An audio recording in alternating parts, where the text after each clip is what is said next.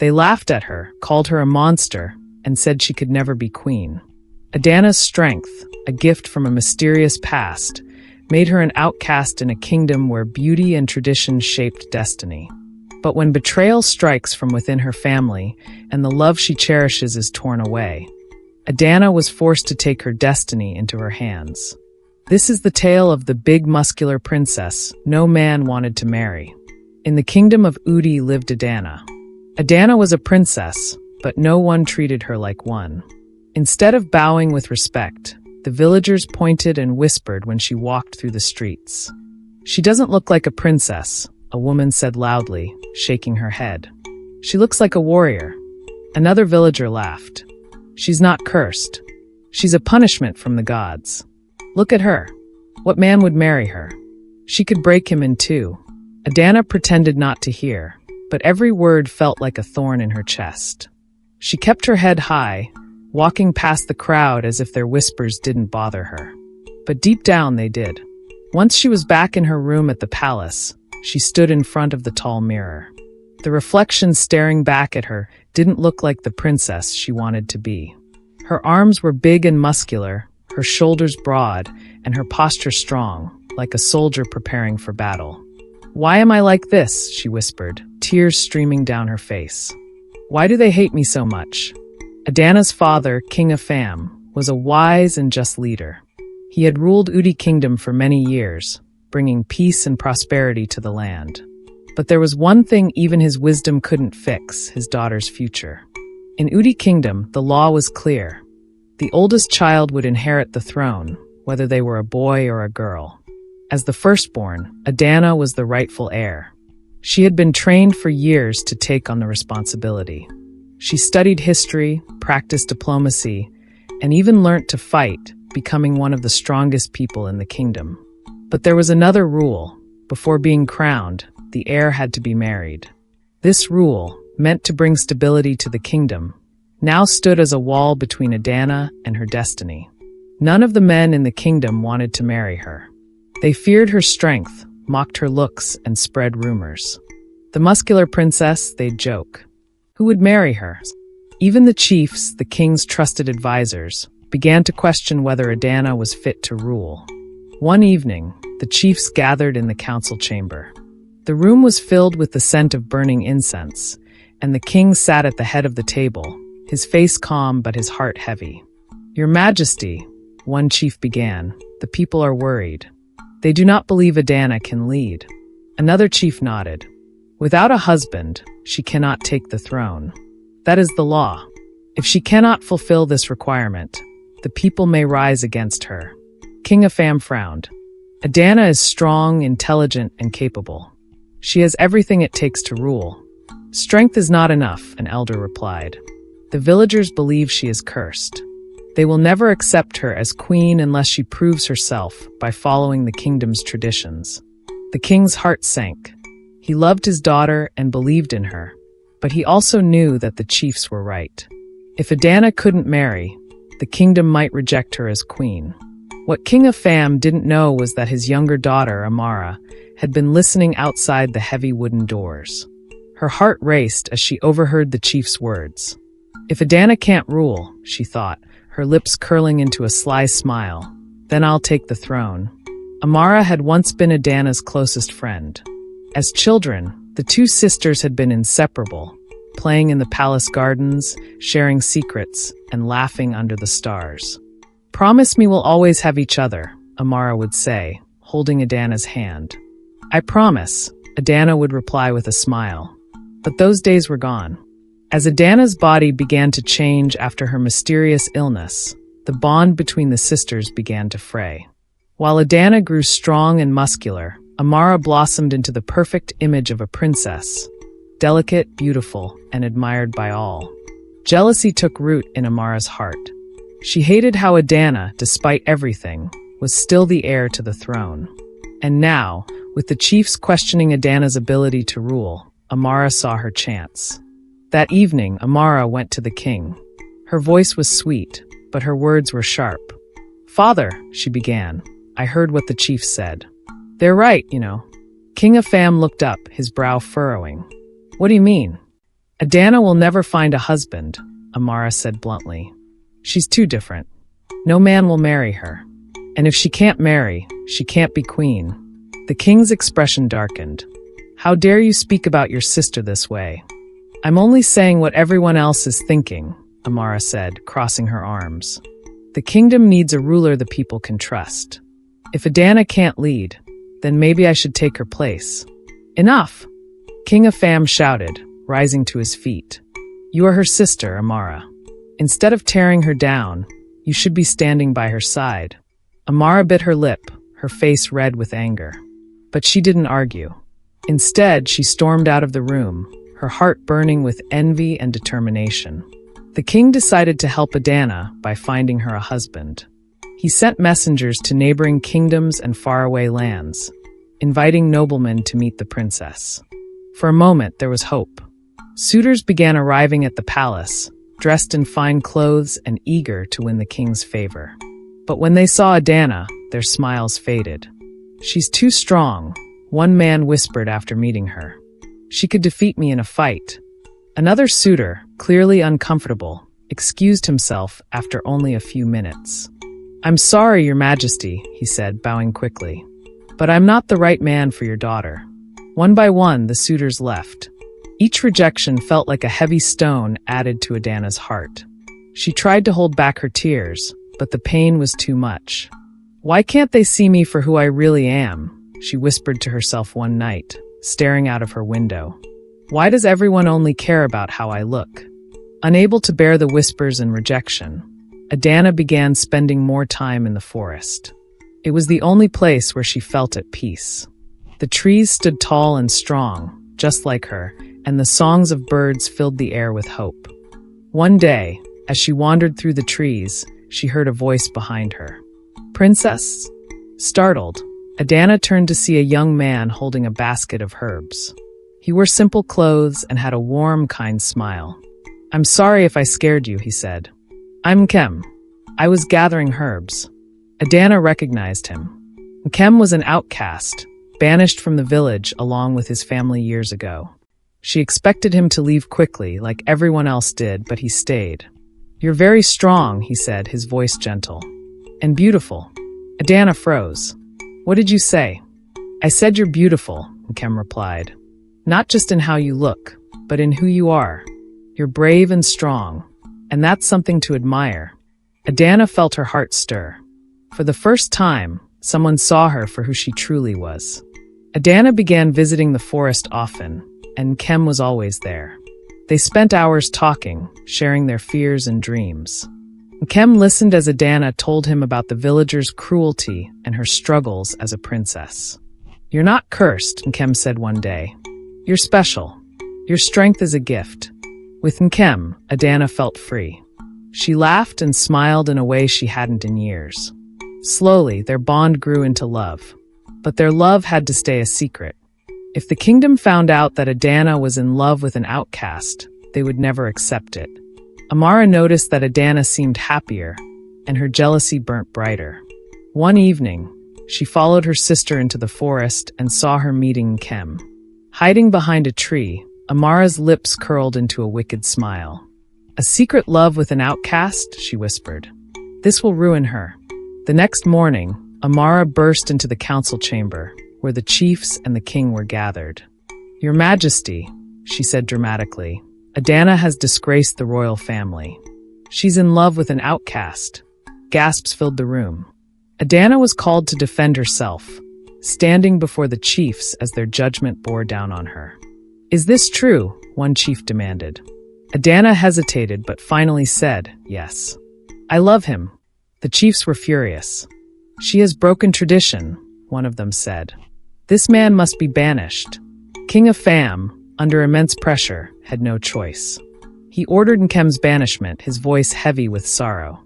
That night, Adanna ran to the edge of the forest to say goodbye to Nkem. Tears streamed down her face as she hugged him tightly.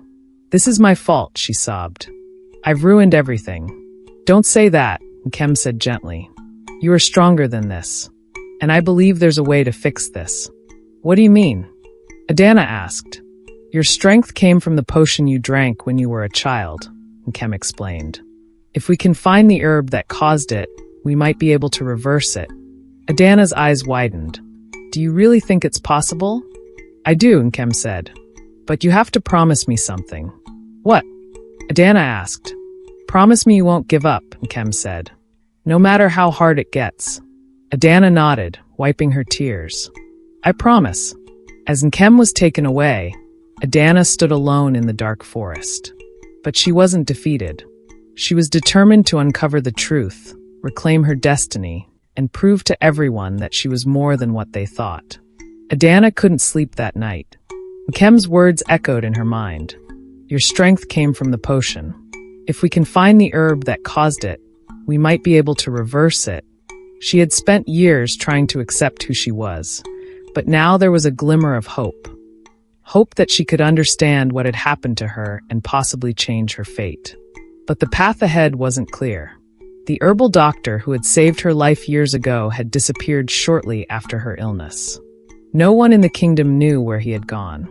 Adanna stood by her window, staring at the forest beyond the palace walls. The cool night breeze brushed her face, and the sound of rustling leaves seemed to whisper encouragement. I won't give up, she said softly, her fists tightening. I'll find the answers, no matter how long it takes. The next morning, Adanna went to her father's chamber. King Nkem looked older than usual, his eyes tired from the stress of the previous day's events. He turned to his daughter as she entered. Adanna, he said, his voice heavy. I'm sorry about Nkem. I didn't want to. I understand, father, Adanna interrupted, her voice steady. But I need to talk to you about something else. Do you remember the herbal doctor who saved me when I was sick as a child? The king's face clouded with sorrow. How could I forget? He was the only one who could cure you when no one else could. Do you know where he is now? Adanna asked. King Nkem shook his head. After he healed you, he left the kingdom. Some said he went to the northern mountains to study rare herbs. Why do you ask? Adanna hesitated, then said, I believe the potion he gave me is the reason for my strength. I need to find him and understand what he did. The king's expression softened. Adanna, that was so long ago. Are you sure this is the path you want to take? I have to try, father, Adanna said firmly. For myself, for the throne, and for the people who doubt me. While Adanna prepared for her journey, Amara's jealousy continued to fester. She paced her chamber, replaying the events of the council meeting in her mind. Though Nkem had been banished, Adanna remained the heir. That's not enough, Amara muttered, her fists clenched. She still has the throne. A knock at the door interrupted her thoughts. It was Chief Chitty, one of the kingdom's most influential advisors. Princess Amara, he said, bowing. May I speak with you? Amara smiled slyly. Of course, Chief Chitty. What brings you here? The people are restless, the chief said.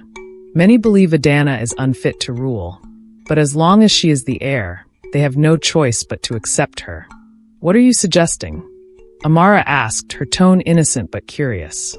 If Adanna were to fail in her duties or abandon her claim to the throne, the people would look to you as their next leader, Chief Chitty said, his eyes glinting with ambition. Amara leaned back, her smile widening.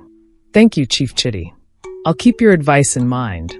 As the chief left, Amara's mind raced. She needed a plan to ensure that Adanna could never claim the throne, and she wasn't afraid to play dirty to get what she wanted. Adanna prepared for her journey in silence. She packed only what she needed, a sturdy tunic, durable boots, a satchel filled with bread and dried meat, and a small flask of water. Her dagger, a gift from her father, hung at her side, a symbol of protection and strength. The palace halls were quiet as she made her way to the gates. Each step echoed in the stillness, and her mind raced with thoughts of what lay ahead. She didn't know exactly where the herbal doctor had gone, but she had heard whispers that he might be living near the northern mountains, far beyond the borders of the kingdom. When she reached the gates, the guards looked at her with concern. One of them, an older man with kind eyes, hesitated before speaking. Princess Adanna, he said gently, are you sure about this? The road ahead is dangerous. Adanna straightened her shoulders, her voice steady. I have to do this. For myself, for the kingdom. No one else can. The guard nodded solemnly and stepped aside. The heavy gates creaked open, revealing the vast expanse of land beyond.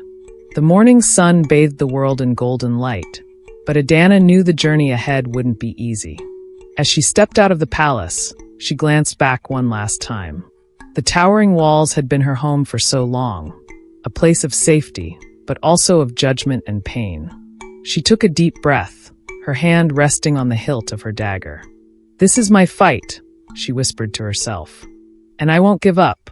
With that, Adanna turned and began her journey, her heart filled with determination and a flicker of hope. The path to the northern mountains was long, but she was ready to face whatever challenges lay ahead. The cold wind stung Adanna's face as she climbed the steep mountain path. Loose rocks slipped under her boots, and her legs ached from walking for days. But she didn't stop. Ahead, she saw it, thin smoke curling into the sky. "That must be it," she whispered, her heart pounding. The sight of the smoke gave her hope. It had to be the herbal doctor's hut, the man who had saved her life long ago. He was the only one who could tell her the truth about what had happened to her. When she reached the source of the smoke, she saw the hut. It was small and looked like it had grown out of the mountain itself, with stone walls and a straw roof. Herbs hung in bundles by the doorway, their leaves rustling softly in the wind. Adanna stood in front of the wooden door, her hand hovering over it. "What if he doesn't remember me?" she thought. "What if he won't help me?" She shook off her doubts, took a deep breath, and knocked. "Who's there?" A raspy voice called from inside. "My name is Adanna," she said, her voice steady. "I've come for answers." The door creaked open slowly. An old man with a long white beard stood in the doorway. His sharp eyes studied her carefully, like he could see into her soul. He leaned on a wooden staff, his frail body looking worn by time, but his gaze was piercing. For a long moment, he didn't say a word. Then he nodded slightly and stepped aside. "Come in," he said. Inside the hut, the air was thick with the smell of herbs and smoke.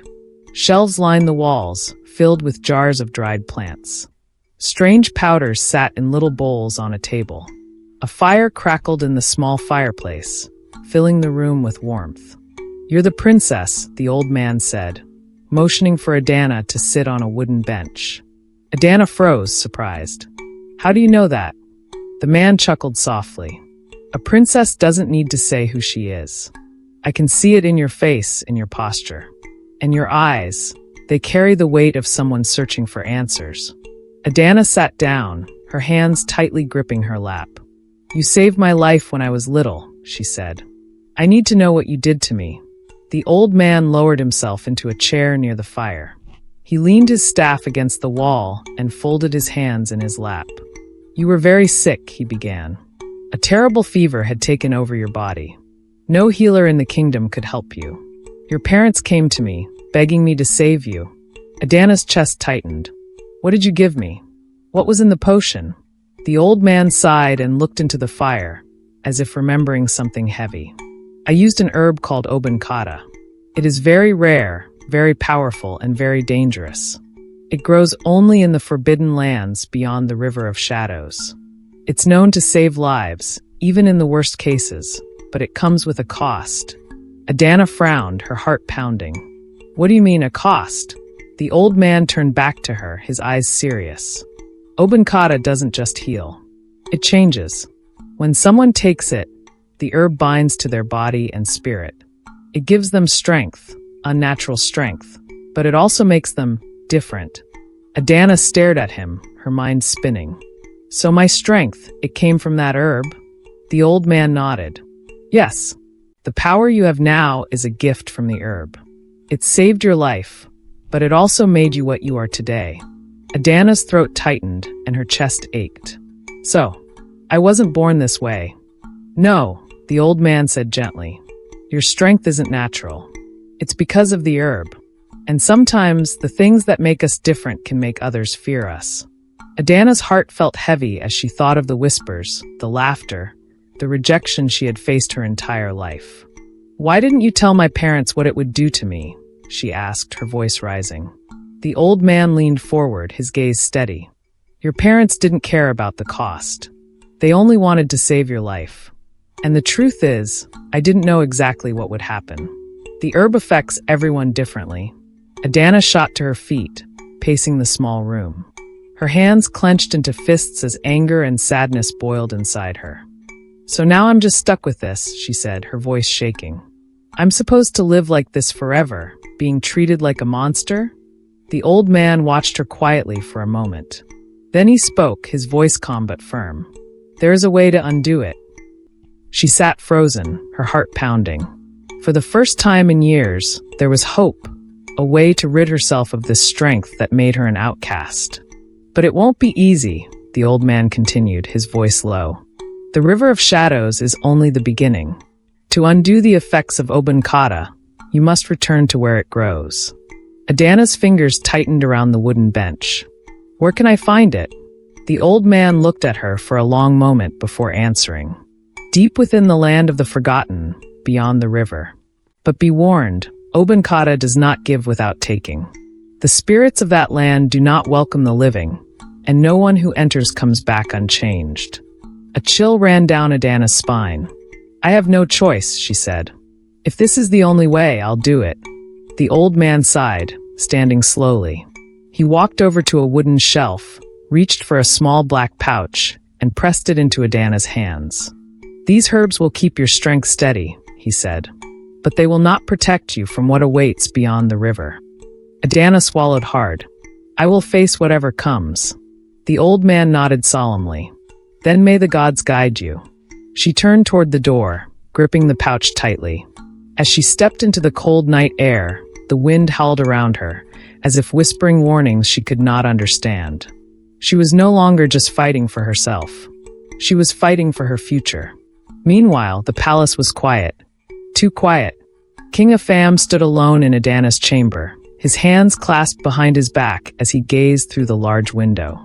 The golden rays of the rising sun bathed the land in light, but the warmth did nothing to ease the heaviness in his heart. His daughter, his firstborn, his pride, was out there, facing dangers he could not protect her from. Is she safe?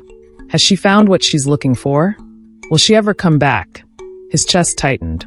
He had sent warriors into countless battles. He had made decisions that shaped the fate of the kingdom. But nothing had ever made him feel this powerless. The wind blew softly through the open window, rustling the curtains. He closed his eyes, remembering Adanna's laughter as a child and the way she used to run through these halls with carefree joy. He remembered the day her strength changed her, how the whispers of the villagers began, how their love for her turned into fear. And yet, no matter how the world saw her, she was still his daughter, still his heir, still the one destined to rule. A shadow moved at the door.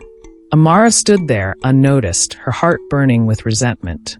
She clenched her fists as she watched her father stare longingly into the horizon, thinking only of Adanna. Since she left, he hasn't even looked at me. Am I not his daughter too? A sharp ache settled in her chest. Why does he love her more than me? All her life, she had lived in Adanna's shadow. Even when the villagers turned against Adanna, even when suitors rejected her, father never changed. He still loved Adanna, still wanted Adanna to be queen. But what about me? Tears burnt in her eyes, but she refused to let them fall. Instead, she swallowed her pain, letting it turn into something sharper, something darker. Hatred. If I can't have his love, she whispered to herself, stepping away from the door, then Adanna will never have what she's looking for. That night, she lay in her chamber, staring at the ceiling, her mind racing. She couldn't let Adanna return and reclaim her place. She wouldn't. By morning, she had made her decision. At sunrise, Amara wrapped herself in a dark cloak and left the palace in silence. She made her way through the winding streets until she reached the large, gated compound of Chief Chitty, the man who had been whispering doubts about Adanna long before she left. The guards let her in without question. Inside, she found Chief Chitty seated on a cushion, chewing on a stick of bitter cola. His eyes flickered with curiosity as he studied her tense expression. Princess Amara, he greeted, his voice smooth like oil. To what do I owe this early morning visit? Amara hesitated for only a second before speaking. I need your help. Chief Chitty leaned forward. With what? She took a shaky breath. My father still loves Adanna more than me. No matter what she does, no matter how different she is, he still chooses her. The chief's lips curled into a knowing smile. And you wish to change that? Amara's eyes darkened. Yes. Chief Chitty smiled. Then come with me. He led her through the back of his compound, where a narrow path stretched into a dense grove of trees. They walked for what felt like hours until they reached a small, crooked hut deep in the woods. Smoke curled lazily from the chimney, and the air smelled of strange spices and burning wood. Amara's stomach tightened. Where are we? She asked, her voice barely above a whisper. Chief Chitty gave her a sly glance. Where you will get exactly what you want. Before she could ask anything else, the door creaked open. A short, hunched man stepped out. His skin was dark and wrinkled like old leather, his beady eyes sharp and unsettling. He wore nothing but a tattered cloth around his waist, his bare feet covered in dirt. He smiled, revealing yellow teeth. I know why you have come, he said in a voice that was both raspy and playful. Amara felt a chill creep up her spine. Then you know what I want, she said, forcing her voice to remain steady. The dwarf-like man nodded, stepping back to let them inside. The inside of the hut was dimly lit, the walls lined with shelves filled with dried animal bones, colored powders, and bottles of dark liquid. A large wooden pot boiled in the center of the room, releasing thick, green steam. The dwarf turned to her. You want your father's love, yes? Amara nodded. He smiled. Then you must take this. He shuffled over to a small wooden table and picked up a tiny clay jar filled with a dark, syrupy substance. This, he said, holding it out to her, will make your father love you more than anything else in the world. He will not even remember Adanna. Amara's breath hitched. She wanted this. She needed this. What do I do with it? She asked. The dwarf's grin widened. Pour it into a cup of palm wine and give it to him. Once he drinks, his heart will belong to you. Amara reached for the jar, but before her fingers could touch it, the dwarf's hand shot out and grabbed her wrist. His grip was like iron.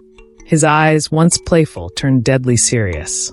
But be warned, he whispered, his voice now eerily low. What is given must always be taken. Amara swallowed, but she did not hesitate. She snatched the jar from his hand. She had made her choice. Adanna would never be the king's favorite again. The morning Adanna reached the river. It was unlike any river she had ever seen. Black as ink, still as glass, and a thick mist hovered above the water. Adanna hesitated at the edge, as the herbal doctor's warning echoed in her mind. The river will show you your greatest fears. If you are not strong enough, you may never find your way out. She took a deep breath and stepped into the icy water. The moment her foot touched the surface, everything changed. The sky darkened. The air thickened. A cold wind curled around her like unseen hands. Then, a voice. Soft. Familiar. Heartbreaking. Adanna. She turned sharply and froze. Standing in the mist was her mother. Draped in white, her face gentle but sorrowful, she stepped forward. Turn back, my daughter, she whispered. Adanna's chest tightened. No, this isn't real. But her mother only sighed, her eyes full of something Adanna didn't understand. The sun does not fight the night to shine. It waits for its time to rise. Adanna's stomach dropped. A parable. Her mother had always spoken in parables, words filled with meaning that only revealed themselves when the time was right. What does that mean? Adanna demanded. Her mother didn't answer. Instead, she took one step back into the mist. Her figure began to fade. Turn back, Adanna. Her voice echoed through the emptiness. Go back before it is too late. Adanna's heart pounded painfully in her chest. No, this isn't real. It can't be real. She clenched her fists. She squeezed her eyes shut. Mother is dead. Mother is dead. When she opened her eyes, the vision was gone. The river was calm once more, and ahead she saw land. She had made it through. The moment Adanna stepped into the land, she knew she had entered another world. The sky above her was strange, neither day nor night. Ahead, twisted trees stood lifeless, their branches reaching toward the sky like frozen claws. There was no wind, no sound, only silence, deep and endless. She took a cautious step forward, her heart pounding. Then she heard a soft rustling. Adanna's hand went to her dagger as her eyes scanned the trees. She saw him, a small boy, no older than 7, sitting on the roots of a gnarled tree. His tiny frame was wrapped in a tattered cloak, and his bare feet were covered in dust. His skin was pale, his eyes large and dark, like 2 endless pools of sorrow. He looked at her for a long moment, then turned his head. "Why have you come?" he asked softly. His voice was calm, almost curious, but something about it made Adanna's chest tighten. "I need Obankata," she said. "I need to undo what was done to me." The boy didn't move. One does not take Obankata without offering something in return. Adanna narrowed her eyes. "What does that mean?" The boy's lips pressed into a thin line. "Everything has a price." Adanna's grip on her dagger tightened. "Who are you?" The boy looked down, his small fingers brushing the dirt beneath him. "I don't know," he murmured. "No one remembers." A chill ran down Adanna's spine. She took a slow step closer. "Where is Obankata?" The boy lifted his gaze to her, and for the first time, she noticed something strange. His eyes held a deep, aching sadness, the kind that felt ancient, as if he had been here for a long, long time. "I can take you to it," he said, standing up. "But if you take Obankata, you must give something in return." Adanna's heart pounded. "What must I give?" The boy blinked up at her. "A memory." She stared at him. "A memory?" The boy nodded. "Your strength was given to you at the cost of your past. To take Obankata again, something else must be taken." Adanna felt a chill creep up her spine. "What do you mean?" The boy walked ahead, his small bare feet barely making a sound. He didn't look back, yet Adanna felt as if he could see through her, as if he already knew what she would choose.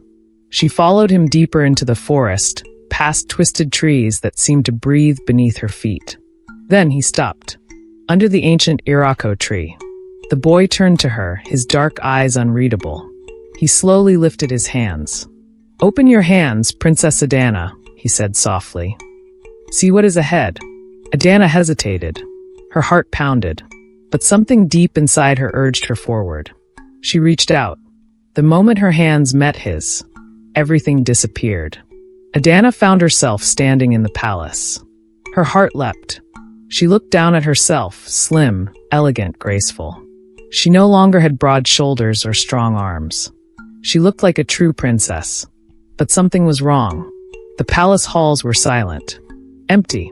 She stepped forward, her footsteps echoing in the lifeless corridor. Where was everyone? A strange chill wrapped around her, crawling up her spine as she made her way toward the throne room. Then she saw him. Her father. King Nkem sat slumped on his throne. His crown was tilted, his face was weary, and his body thinner than she had ever seen. And his eyes. His once wise, once loving eyes were empty. Adanna ran to him. "Father!" Her voice was shaky, desperate. The king turned his head slowly, his tired gaze falling on her. Adanna's heart pounded in relief. "It's me, Adanna," she whispered, dropping to her knees beside him. His eyes flickered with confusion. Then nothing. No warmth. No recognition. Only emptiness. "Who?" Adanna felt the air leave her lungs. She staggered back, shaking her head. No, it's me. Your daughter." But the king only frowned. "I don't know you." Her hands trembled as the truth crashed over her. He didn't remember her. No one would. That was the cost. If she took Obankata again, her strength would be gone, but so would her identity. Her father. Her people. Nkem. Everyone she had ever known. Would forget she ever existed. Tears welled in her eyes. Her body shook. Her entire life, she had only wanted one thing: to belong. To be accepted. To be loved. The villagers had mocked her. The men had rejected her. Her own sister had betrayed her. And now she had a choice. She could take Obankata again and finally be normal. She could wear fine dresses and be admired. She could be free of the whispers. But at what cost? Would it be freedom? Or would it be erasing herself from existence? Her father would not know her. Nkem, would he still see her the way he did? Would his eyes still light up when he looked at her? Or would she be a stranger to him, too? Her heart ached. Then the boy called her with a loud voice, Princess Adanna. Immediately, the vision shattered. The palace, the throne room, and her father's empty eyes all disappeared. Adanna stood frozen, her heart pounding, her hands shaking. The vision of the palace lingered in her mind. Her father's empty eyes, the palace's eerie silence, the terrible truth she had just seen. If she took Obankata again, her strength would vanish. But so would her existence in the hearts and minds of those she loved. Her father, her people. Nkem, would he even remember the way he once looked at her? The way he spoke to her with admiration, not fear? Would she be just another stranger to him? Then she remembered her mother's parable. The sun does not fight the night to shine. It waits for its time to rise. Adanna clenched her fists, her breath uneven. The boy watched her, his dark, unreadable eyes waiting. He did not rush her or force an answer. This was her choice. Her fate. Adanna lifted her head. She had spent years longing to be free from the whispers, the rejection, and the cruel laughter. She had been mocked, pushed aside, and treated as though she did not belong. She had dreamed of being a princess that was adored, not feared. But was that worth losing who she was? She took a step forward. Her voice was soft but steady. I don't want to lose my identity. The boy tilted his head slightly. Are you sure? Adanna swallowed hard. Yes. My strength.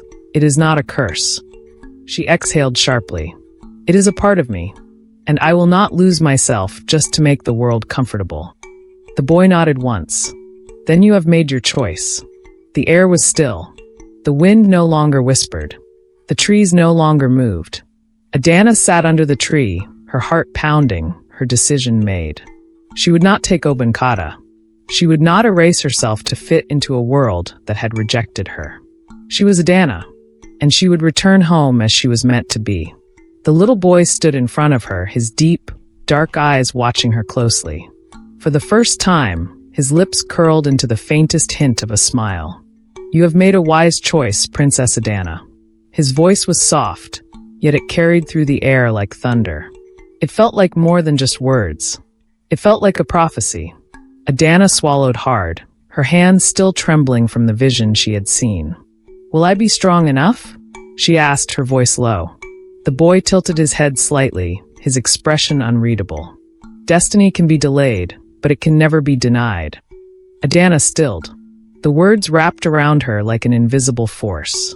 They settled deep inside her, in the very marrow of her bones. Destiny. She had spent so long running from it, so long fighting against it, but it had always been waiting for her. She clenched her fists, her jaw tightening with resolve. I will take what is mine, she said. The boy nodded, his small hands folding in front of him. More challenges await you in the palace. Adanna's breath hitched. She knew he was right.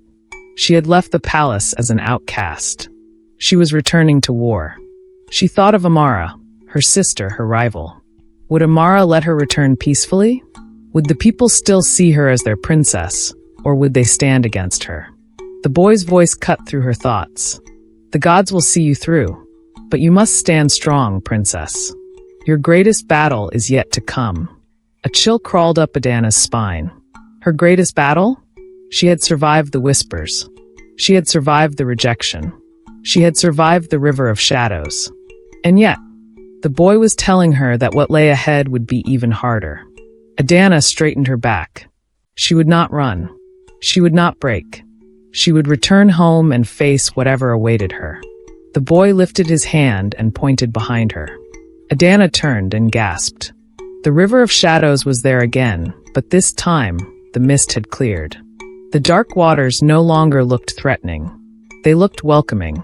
She took a slow step forward. Then another. The boy's voice followed her as she walked. Go, Adanna. Your destiny awaits. With one last glance back, the boy was gone. The forest had disappeared. And suddenly, she was at the river's edge once more. She stepped into the water. It carried her smoothly, swiftly, and fearlessly. And when she reached the other side, the path home was waiting. The palace was silent that evening. Amara stood outside the door, her hands pressed together, her heart pounding in her chest. She had rehearsed this moment over and over in her head. The words, the tears, the broken daughter seeking forgiveness. It had to be perfect. Taking a deep breath, she pushed the doors open. King Nkem sat on his great wooden bed, his shoulders heavy. His face, once strong and full of wisdom, was now lined with deep worry.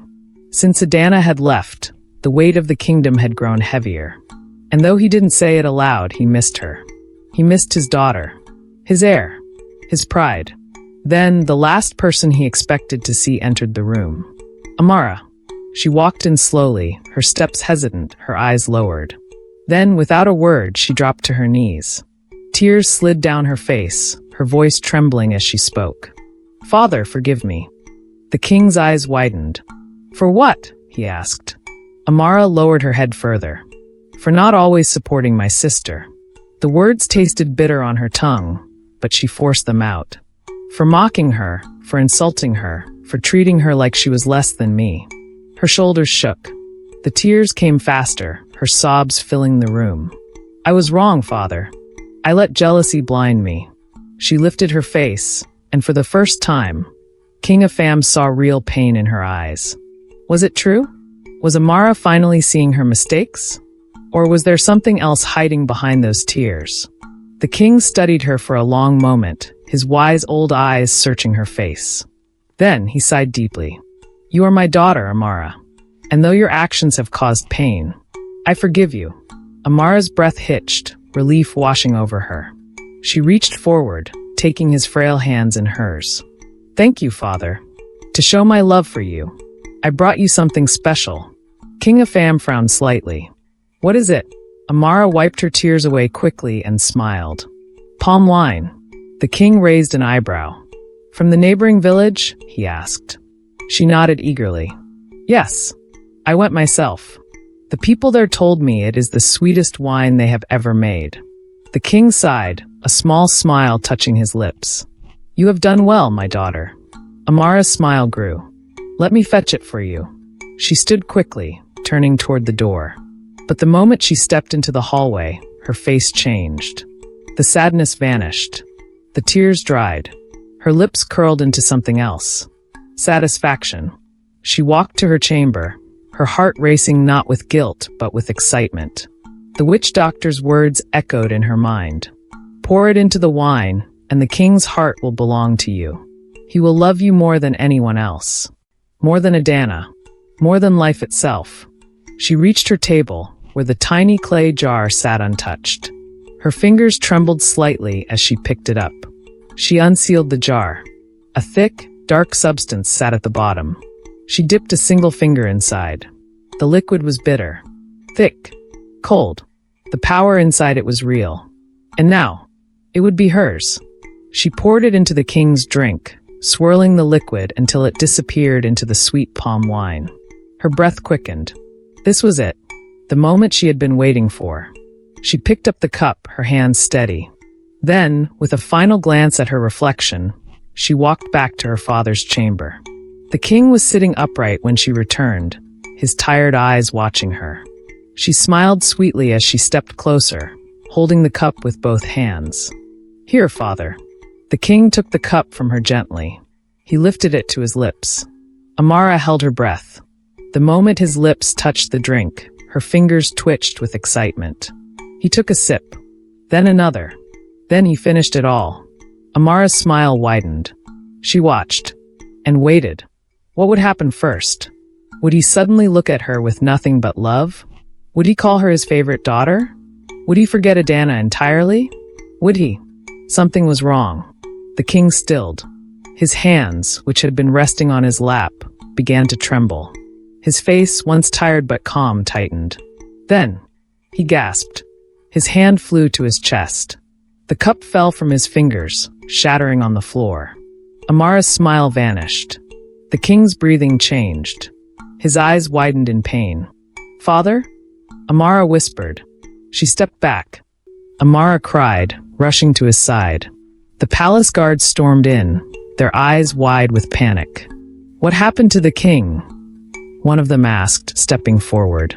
Amara's hands shook as she gripped her father's shoulders, her face twisted in what looked like deep sorrow. But it was all an act.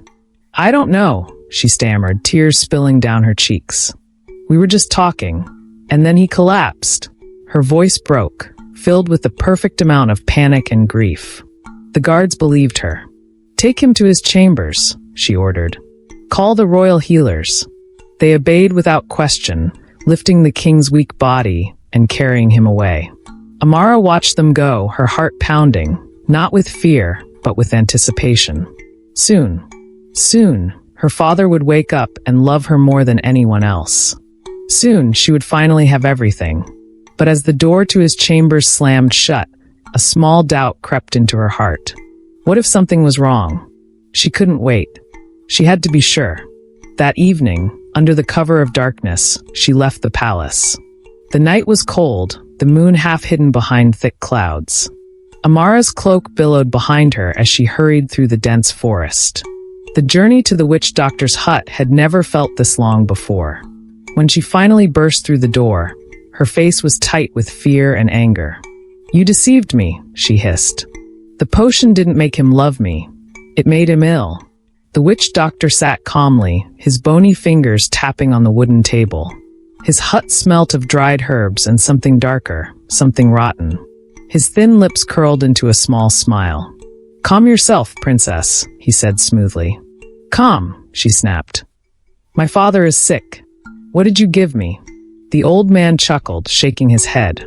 "You worry too much. The king is fine. His body is only adjusting. Soon, he will see you as his most beloved daughter. Soon, you will have everything you desire." Amara's shoulders relaxed slightly, but doubt still lingered in her eyes. "Are you sure?" she pressed. The witch doctor nodded. "Go home, princess. Wait. And trust me." Amara took a deep breath, hesitated for only a moment, then turned and left. As soon as the door swung shut behind her, the witch doctor's soft smile twisted into a grin. Then he laughed. Not a quiet chuckle, but a deep, thunderous laugh that filled the small hut. "Spoilt brat, so ignorant, she thinks she can have it all." He shook his head, amusement dancing in his dark eyes. "Do you think you or Adanna will ever be queen of Udi?" His laughter grew louder. "The throne of Udi belongs to Chief Chitty." This had always been the plan. Chief Chitty had promised him something far greater than gold. When Chitty took the throne, he would make the witch doctor the eye of the gods, the most powerful spiritual leader in Udi. His word would be law. His power would be absolute. And that was why he had helped him. That was why he had given Amara the poison that would weaken the king. The kingdom has forgotten, but tradition has not. Long ago, it had been decided. If King Afam had no male heir, his first daughter could rule, but only if she was married and must be crowned queen before the death of the king. But Adanna? She was too strong, too different, too feared. No man would ever marry her. And without marriage, she could never be queen. And that meant one thing. The throne of Udi would fall to the next ruling family. Chief Chitty's family. The elders knew this. The witch doctor knew this. But Amara was unaware. She was drowned in her own selfish interest. And Chief Chitty had never forgotten. That was why he had helped Amara. That was why he had fueled her hatred against Adanna. Because as long as the two princesses fought each other, the throne would be left unguarded. And when the time was right, Chief Chitty would take it. The potion Amara had given her father was never meant to make him love her. It was meant to weaken him, to make him frail, to push the kingdom into chaos. And in that chaos, the real enemy would rise. The witch doctor's smile faded as he stared into the flickering fire in front of him. "The game has begun," he murmured. "Let the daughters of the king destroy each other, so the rightful ruler can claim what is his." And with that, he threw his head back and laughed again.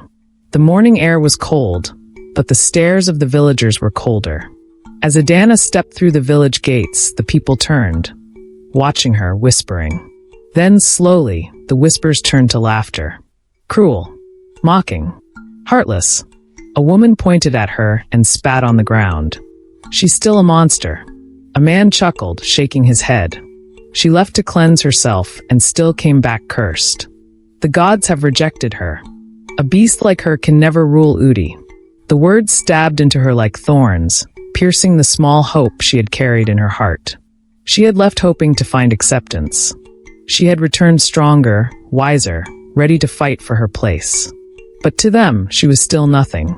Adanna held her head high, swallowing the lump in her throat. She would not let them see her pain. But deep inside, she was bleeding. Then she saw the palace gates. She pushed forward, ignoring the whispers, her heart pounding with a new fear. Something was wrong.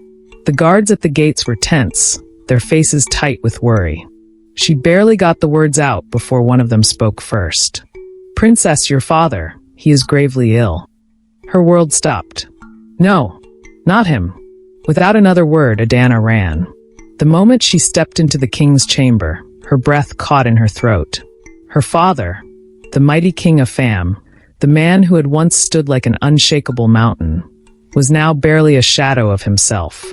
He lay on his bed, his skin pale, his breath slow and weak.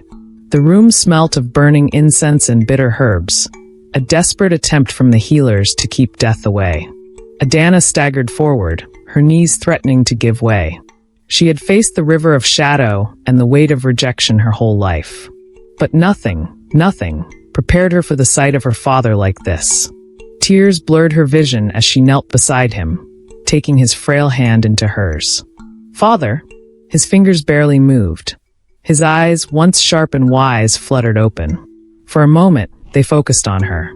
And then a whisper. "Adanna." Her heart clenched. She squeezed his hand, as if holding on to him could keep him from slipping away. "I'm here, father. I came back." A single tear rolled down her cheek, falling onto his hand. He tried to speak again, but his voice was too weak. She saw it in his eyes, the pain, the regret, the love. And then a sound behind her. Laughter. Adanna turned sharply, and there stood Amara. Dressed in fine royal robes, her golden jewelry gleaming, she leaned against the doorway with a smile. And then she laughed. A cruel, mocking laugh. "Look at you," Amara ridiculed. Adanna's body shook, not with fear, but with rage. "Where did you go, sister?" Amara asked, stepping forward. "To the gods? To beg them to make you beautiful?" She circled her like a predator stalking its prey. "But look at you." Her voice was thick with fake pity. "Still ugly. Still cursed." The words stabbed deep, reopening old wounds. Adanna had faced cruelty before. But this was her own blood. Then Amara's expression darkened. Her voice dropped, turning sharp as a dagger. "You have brought a curse upon our father." Adanna's stomach twisted. "What?" Amara's eyes glistened with fake sorrow, but her lips curled in triumph. "You are a witch, Adanna. You left, and now our father is dying. This is your fault." Adanna felt her breath catch. The guards behind her shifted uncomfortably, their eyes flickering with doubt. The villagers' whispers outside grew louder. "She's cursed. She brought death back with her. The gods have abandoned her." Adanna's hands clenched into fists. This was Amara's doing. She had poisoned their father. She had turned the kingdom against her. And now, she was trying to bury her alive. Adanna's chest heaved, rage burning in her veins. But she would not fall into Amara's trap. Not yet. Adanna walked away, but the moment she reached her chamber and the door closed behind her, she broke. She collapsed onto the floor, her shoulders shaking as tears streamed down her face. She wept and wept, the weight of pain, betrayal, and regret crushing her chest. "I should have never left."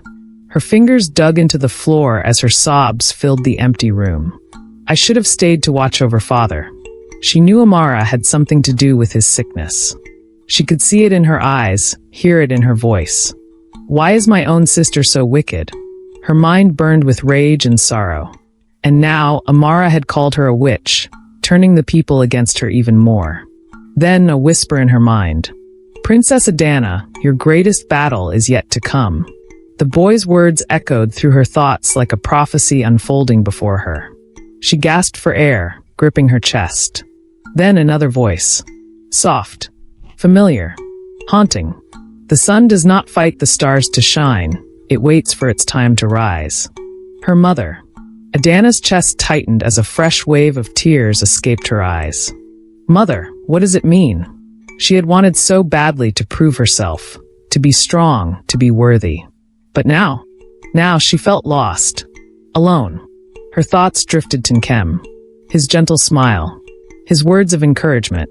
His unwavering belief in her. I need you, Nkem. But Nkem was gone. And she was alone. She buried her face in her hands and wept until sleep finally took her. The next morning, in the dim glow of dawn, Chief Chidi arrived at the palace. The guards let him in without question. They knew he had powerful influence. He walked briskly through the halls. Inside Amara's chamber, the princess sat in a tense silence, her hands clenched into fists. She barely acknowledged Chidi as he entered, her mind clouded with worry. This wasn't the plan. Chidi raised an eyebrow, taking a seat beside her. What do you mean? Amara's voice was tight with frustration. The portion the witch doctor gave me. It's making my father weaker. He's not supposed to be this sick. Chief Chidi leaned back, unfazed. Do not panic, princess. He gave a small smile. The potion needs time to bind his spirit. It must weaken his will before it can take effect. Soon, the king's heart will belong to you. Amara stared at him, doubt flickering in her eyes. Are you sure? Chidi's smile widened. You have my word. Slowly, Amara's expression softened. She took a deep breath, then smiled back. Thank you, Chief Chidi, for your support. Chidi nodded, then leaned closer. But now, you must focus on winning the villagers' hearts. If you gain their trust before the king recovers, then no one will question you as queen. Amara's smile grew wider. You're right. If the people love me, they will stand by my side, even against Adanna. Then she paused, her smile fading slightly. But what about Adanna? She leaned in, lowering her voice. Now that father is ill, and the villagers don't love her, won't she seek out Nkem? She will be lonely. Chief Chidi's eyes darkened. He sat up straighter, his voice firm. You must never allow that to happen. Amara's eyes narrowed. Why? Chidi leaned in, lowering his voice to a whisper. There is something you do not know. Amara frowned, waiting. The family of Nkem was innocent of the accusation that led to their banishment. The crime they were accused of? It was all a lie. Amara's eyes widened. A lie, she whispered. Chidi nodded. If Adanna ever learns the truth, if she ever finds Nkem, it could destroy everything. Amara's body tensed. Chidi's voice turned cold. Make sure she is watched at all times. Do not let her be alone for too long. And most importantly, he looked Amara dead in the eyes. Do not let Adanna and Nkem reunite. If she finds love, she finds power. And if she finds power, your chance to be queen is over. Amara's fingers tightened around the golden rings on her hands. A slow, knowing smile spread across her face. She will never find him. Chidi nodded approvingly. He walked out of the palace, a smile curling on his lips. Everything was falling into place like a game of Udo, each move bringing him closer to the throne. Amara thought she was in control, but she was nothing more than a foolish child playing with fire. She didn't understand the weight of tradition. She didn't know that no matter how hard she fought, she could never be queen. Because when King Afam breathed his last, the throne would not go to Adanna or Amara. It would belong to the elders, to the council, to him. Chief Chidi, the rightful ruler of Udi. His smile deepened as he walked into the shadows, leaving chaos in his wake. Inside the palace, Amara sat in deep thought. Adanna had been too quiet, too obedient. She had expected her sister to fight back, to challenge her, to demand answers. Instead, Adanna spent her days beside their father, whispering words of regret. That silence worried her. She needed to watch her closely. She turned to Adanna, one of the most trusted palace servants. From now on, you must spy on Adanna, she ordered. Adanna bowed. Yes, princess. I want to know where she goes, who she speaks to, and what she does when no one is watching. Adanna hesitated. What if she does nothing suspicious? Amara's eyes darkened. Then we will make sure it stays that way." Every day, Adanna sat by her father's bed, holding his weak, trembling hands. Every day, she whispered the same words. "I should have never left." Tears filled her eyes as she watched the man who had once commanded the kingdom struggle to even keep his eyes open. "I should have stayed. I should have protected you." Her father's fingers twitched, his lips parting slightly. She leaned closer, desperate for his voice. "Father?" His breath came in ragged gasps. Then a whisper. "Amara, she." Adanna's heart pounded. She knew what he was trying to say. She could see it in his weak, clouded eyes. Her sister had poisoned him. But just as she braced herself for the truth, his voice failed him. Tears slipped down her cheeks as she watched his eyes flutter shut again. He wanted to warn her, but the poison had stolen his strength. Adanna wiped her tears, her heart burning with determination. "I will not let this go." Far away, in the quiet village of Oma, Nkem sat under a tree, his gaze fixed on the sky. He thought of her. Adanna. Not the princess the world mocked and feared, but the girl only he knew. He smiled. They don't know her laughter. They don't know the way she tilts her head when she is thinking. They don't know how strong she is, not just in body, but in heart. But I do. Then his smile faded. Is she okay? Has she found what she was looking for? His chest tightened. Will she ever be queen? Just then, he overheard a trader speaking nearby. In 3 market days, I will be going to Udi to buy goods. Nkem rushed to her. Please, I beg you, deliver a message to Princess Adanna. The woman hesitated. The palace is guarded. Just try, Nkem pleaded. Tell her. I love her. I miss her. And I am in Oma, waiting for her. The woman sighed, then nodded. I will try. When the woman reached Udi Palace, she was stopped at the gate. The guard on duty? Obinna, Amara's spy. I have a message for Princess Adanna, the woman said. Obinna smiled politely. I will deliver it for you. Tell her that Nkem loves her and misses her, the woman said. And that he is in Oma. Obinna nodded. I swear, the princess will hear your words. The woman smiled and left, believing her job was done. But the moment she disappeared, Obinna turned away. Not toward Adanna's chambers, but toward Princess Amara. Amara's eyes widened in shock as Obinna whispered Nkem's message. Then she smiled. A slow, wicked smile. She reached into her golden chest and pulled out a bag of coins. She tossed it to Obinna. You have done well. Obinna bowed. Thank you, princess. Amara leaned in, her voice dangerously low. Now listen carefully. Adanna must never leave the palace for Oma. Obinna frowned. And if she tries? Amara's eyes darkened. Stop her. No matter what it takes. She stood, her voice a whisper of poison. If Adanna finds Nkem, I will lose everything. Obinna nodded. And what about the message? Should I tell anyone? Amara's lips curled into a smirk. Tell no one. She turned to the window, watching the clouds darken over Udi. Adanna will never know he is waiting for her. One evening, the elders of Udi gathered in the palace, their faces solemn. The air inside the king's chamber was heavy, thick with tension and unspoken truths. Seated at the head of the room was Alawu, the oldest and wisest of the elders. His aged eyes held the weight of generations of tradition.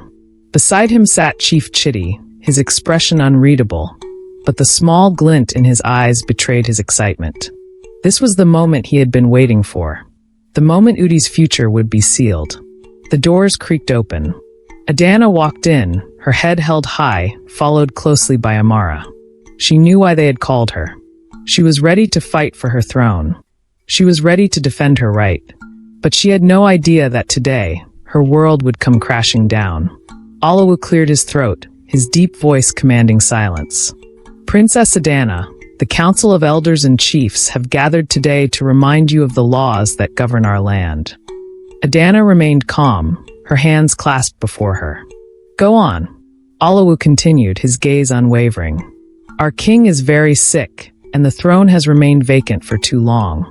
According to the laws of Udi, if a king has no male heir, his first daughter may take the throne. He paused, his next words hanging like a blade over Adanna's head. But only if she is married. The room was silent. Adanna's fingers tightened slightly, but she gave no reaction. She had expected this. She had known this. Alawa leaned forward. And princess, tradition also states that you must be crowned before the passing of the king. If the king dies before your coronation, the throne will pass to the next ruling family. Adanna nodded slowly. I understand. Then, a voice broke through the silence. What if Adanna fails? All heads turned toward Amara. She sat back casually, a smug smile playing on her lips. If Adanna cannot provide a husband, or if she is not crowned before the king takes his last breath, then the throne belongs to me, right? A slow silence fell over the room. Then Alawa sighed. He turned his gaze toward Chief Chitty. And at that moment, Adanna saw it. A flicker of something dark in Chitty's eyes. Something that made her chest tighten. Alawu turned back to Amara, his voice heavy. No, Princess Amara. That is not the way of Udi. The smile vanished from Amara's face. What? She whispered. Her fingers curled against her lap, her entire body stiffening. Alawa's next words shattered her world. If Adanna fails to marry and be crowned before the king's death, the throne will go to Chief Chitty's family. Silence. Amara's breath hitched. Her hands began to shake. She blinked once. Twice. Then, she let out a shaky laugh. No, that can't be true. She turned to Chief Chitty, expecting him to deny it. But he remained silent. And then he smiled. A slow, knowing smile. Amara felt the world tilt beneath her feet. This was never about me, she whispered. She had been a fool. She had believed that she was next in line. She had believed that Chief Chitty was on her side. But he had played her. All this time, she had been fighting Adanna, while Chief Chitty was waiting to steal everything from both of them. Her heart pounded in her chest. Her fingers dug into her skin. All this time she had been fighting Adanna, hating her, trying to destroy her. And all this time, she had been fighting the wrong enemy.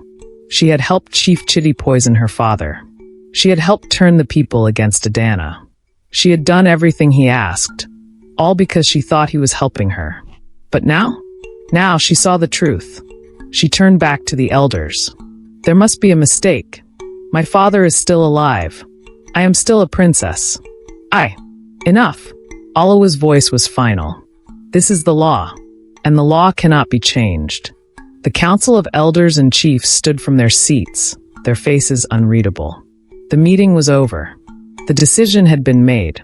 Adanna remained seated, her hands clenched into fists on her lap. Amara, however, sat frozen, her body trembling.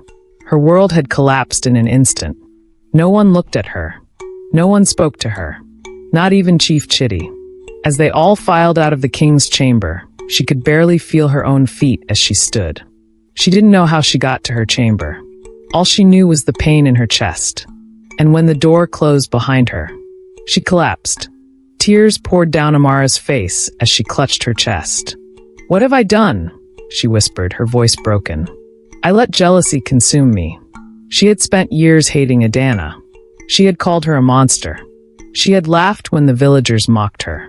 She had helped Chief Chitty poison their father, all because she thought she was meant to be queen. But now she had nothing. She had betrayed her sister, betrayed her father. And for what? For a lie. Her hands shook as she wiped her face. How do I make this right? She thought of Adanna, of the sister who once held her hand as they ran through the palace gardens. The sister who had defended her when other children teased her. The sister who had loved her despite everything. And she had thrown it all away. The pain was too much.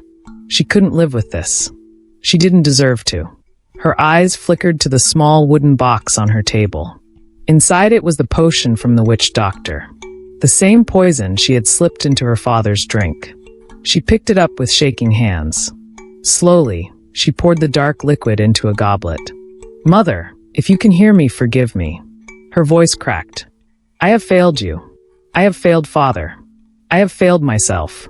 She lifted the goblet to her lips. Her hands trembled. Her eyes squeezed shut. She was about to drink. Princess Adanna stood abruptly from her seat in the palace, her heart pounding. A heavy uneasiness settled in her chest, a whisper of danger she could not ignore. She turned sharply, her voice trembling with urgency. "I need to check on Amara." Her hands clenched at her sides as she rushed through the palace halls. She knew how Amara must be feeling. Heartbroken, shattered, alone. For years, Amara had believed she would be queen. And now she had learned the truth. She was never meant to sit on the throne. Adanna's chest ached for her sister.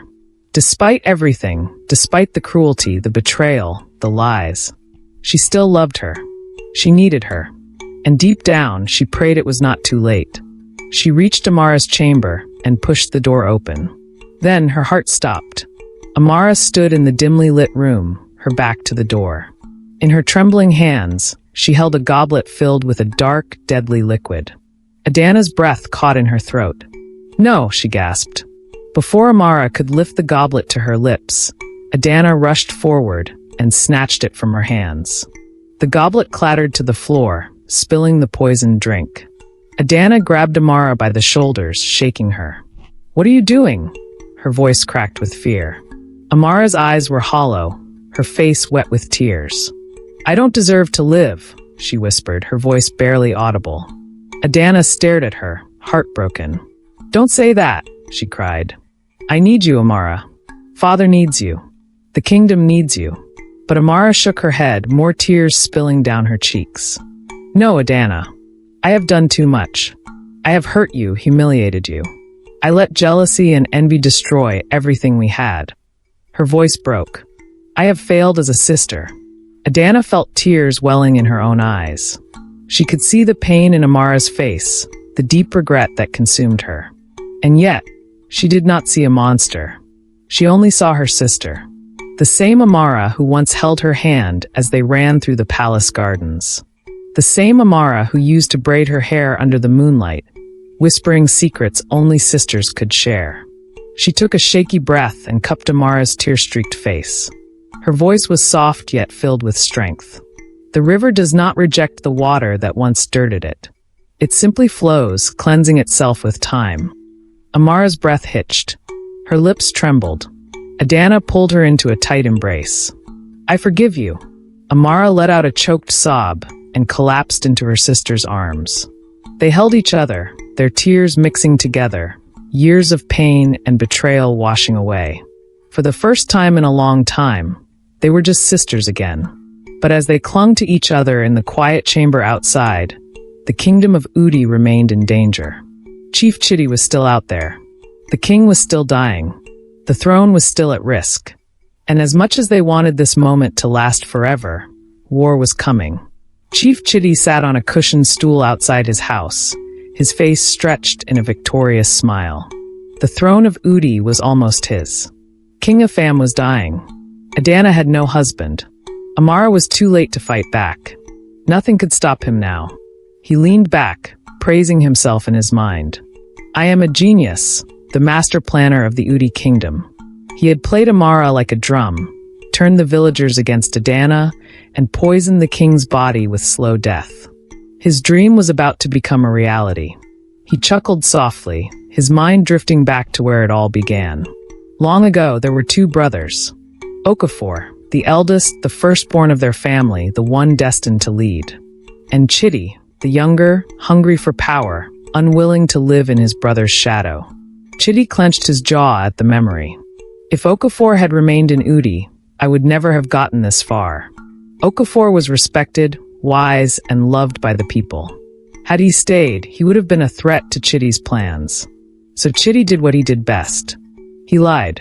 He planted fear in the hearts of the elders. He whispered words that turned even the king against his own most trusted man. It was Okafor who cursed the princess. It was Okafor who caused Adanna's deadly childhood sickness. He seeks the throne for himself. He has turned to dark magic. Chidi watched as panic spread. The people, who once loved Okafor, began to fear him. The king, who once trusted him, began to doubt. And when Okafor stood before the council of elders, pleading his innocence, it was Chidi and Ease the diviner who sealed his fate. Chidi exhaled deeply, shaking off the memory. Everything had gone according to plan.